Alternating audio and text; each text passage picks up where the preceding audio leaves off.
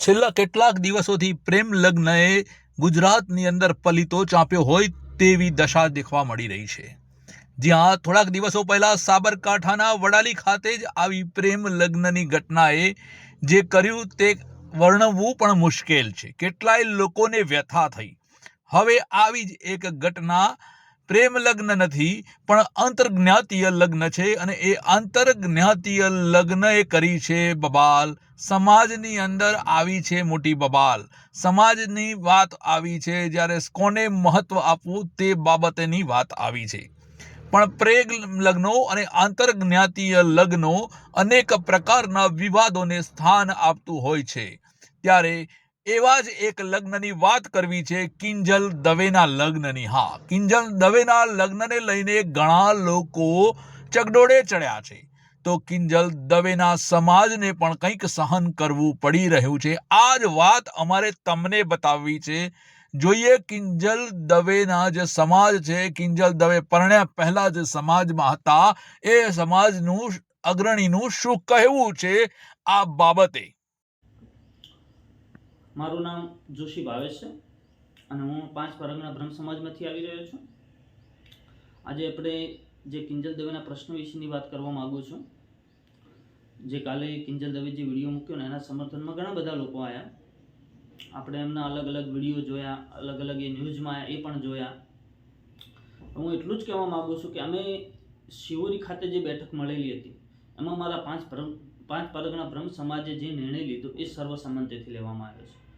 હવે અમારા સમાજની અંદર જે અમારું બંધારણ છે, જે નીતિ નિયમો છે, એ કિંજલબેન દવે પણ સારી રીતે જાણે છે અને એમના પપ્પા લલિતભાઈ દવે પણ સારી રીતે જાણે છે અને એમના દાદા જે રામાભાઈ કરીને છે એ પણ સારી રીતે જાણે છે।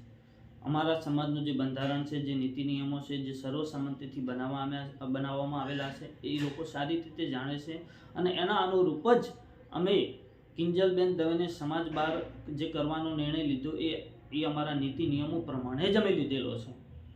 અને અમારો એક જ ધ્યેય હતો કે ભાઈ સમાજની દીકરી સમાજમાં રહે, બ્રાહ્મણની દીકરી બ્રાહ્મણમાં રહે। પણ એને અમારા આ બંધારણનો નિયમ એને ભંગ કરેલ છે। અમારા બંધારણનો એને ભંગ કરેલો છે, જેના અનુરૂપ એને અમે સમાજ બહાર કરેલી છે, જે અમને યોગ્ય છે। અને અમારે નવયુવાન પેઢી છે, જે નવી જનરેશન છે, એને પણ આ નિર્ણય અમારે વધાવી લીધેલો।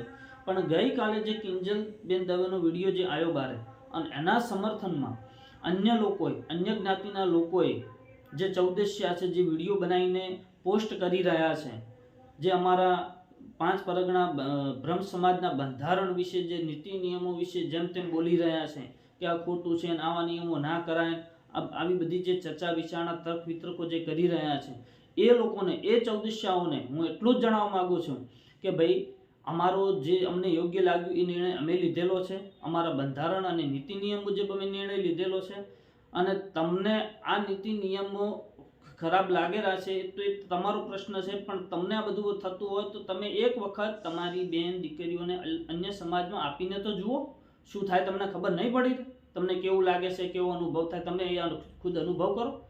તમે અત્યારે એક વિડીયો સાંભળીને એમના સમર્થનમાં આવી ગયા છો અને તમે અમારા બંધારણ વિશે, અમારા નીતિ નિયમો વિશે જેમ તેમ બોલી રહ્યા છો। તમને કોણે આમંત્રણ આપ્યું છે આ બધું કરવાનું ને બોલવાનો હક કોણે આપ્યો છે?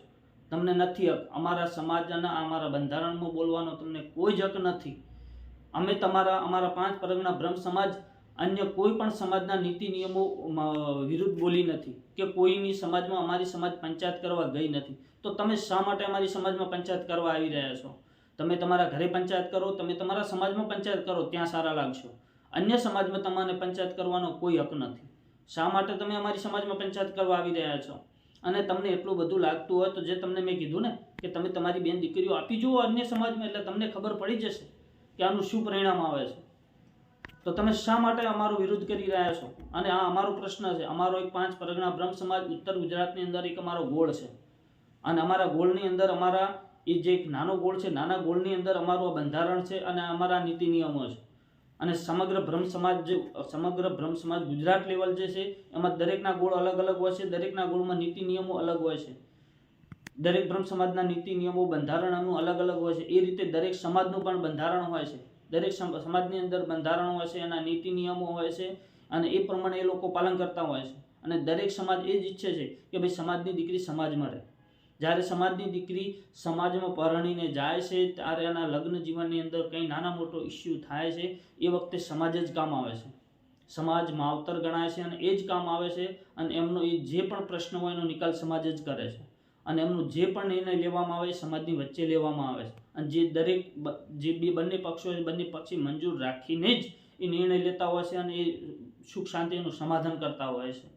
તો અન્ય સમાજના લોકો હાલ જે આવી રહ્યા છે અમારા 5 પરગણા બ્રહ્મ સમાજ વિશે જેમ તેમ બોલી રહ્યા છે, એમના બંધારણ વિશે જે બોલી રહ્યા છે, એના નીતિ નિયમો વિરુદ્ધ જે બોલી રહ્યા છે, એમને હું ચોખ્ખું કહેવા માંગુ છું કે તમને અમારા 5 પરગણા બ્રહ્મ સમાજમાં બોલવાનો કોઈ અધિકાર નથી. તમે